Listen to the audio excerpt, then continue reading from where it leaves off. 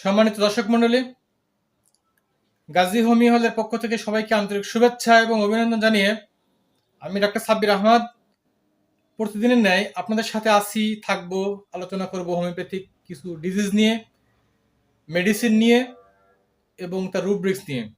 সম্মানিত বন্ধুরা, দীর্ঘদিন পরে হলে আবারও আলোচনায় ফিরতে এসেছি।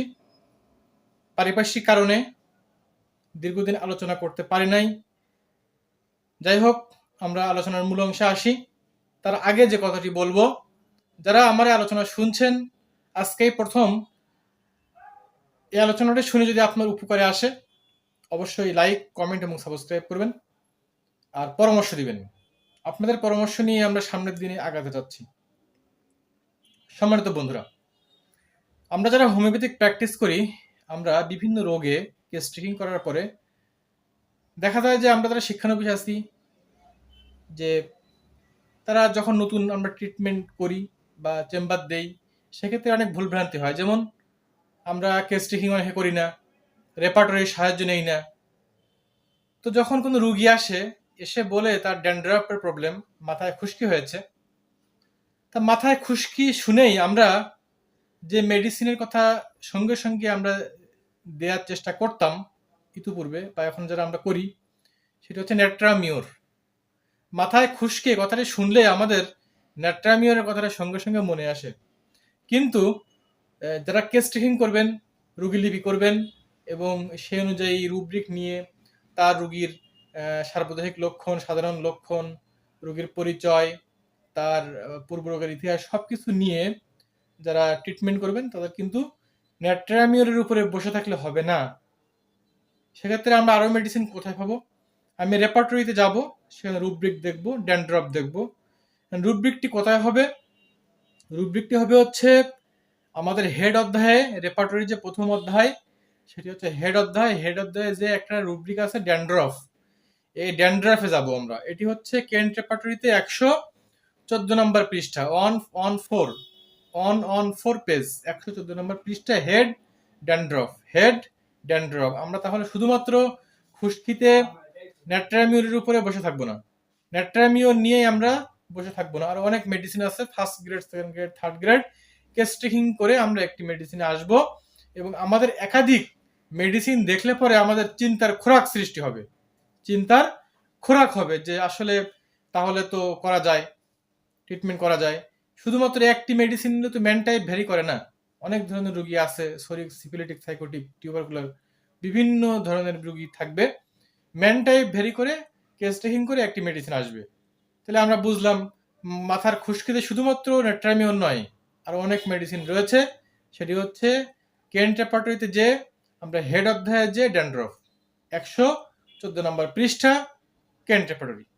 সম্মানিত দর্শক মণ্ডলী, যারা আমরা শ্রোতা আছি এবং যারা আমরা শিক্ষানবিশ আছি, এর মধ্যে মনোযোগ দিয়ে শুনি, অনেক মহিলাদের, মা বোনদের যোনিপথ দিয়ে বায়ু নিঃসরণ হয়ে যায়। যোনিপথ দিয়ে বায়ু নিঃসরণ তো হওয়ার কথা নয়, কিন্তু হচ্ছে। সেক্ষেত্রে আমরা কি মেডিসিন দেই এবং আমরা কোন রুব্রিকে যাব?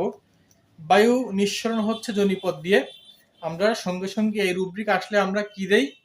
আমরা দেই হচ্ছে লাইকোপোডিয়াম, ক্লেভেটাম।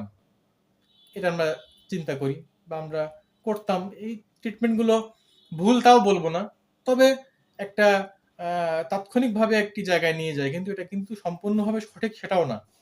আমরা সেক্ষেত্রে যাব জেনিটালিয়া ফিমেল, যাব ফ্ল্যাটাস, যাব ফ্রম ভ্যাজাইনা।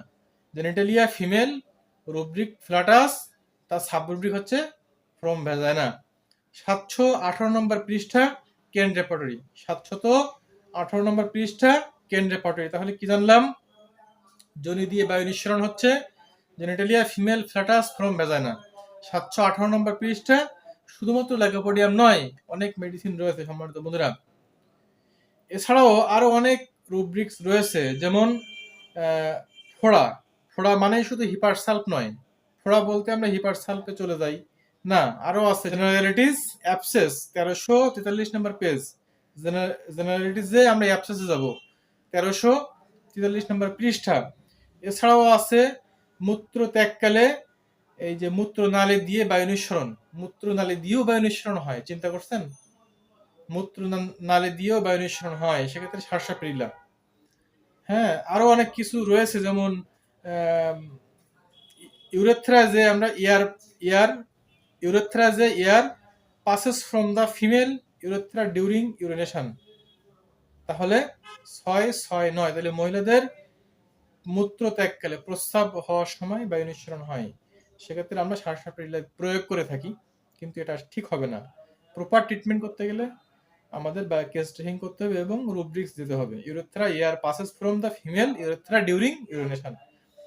এভাবে করে প্রতিদিন যদি আমরা অল্প অল্প করে পড়ি, তাহলে আমাদের অবশ্যই একটি জ্ঞানের স্টোর হাউসটা স্ট্রং হবে। দেন আমরা ভালো ট্রিটমেন্ট করতে সক্ষম হব আর কি, সক্ষমতা অর্জন হবে আমাদের। সম্মানিত বন্ধুরা, তো আজকে এ পর্যন্ত, দেখা হবে নেক্সট এপিসোডে। আর সবসময় বলবো যে আমরা ব্যালেন্স লাইফ লিড করি। তো নেক্সট এপিসোডে কথা হবে। ধন্যবাদ সবাইকে।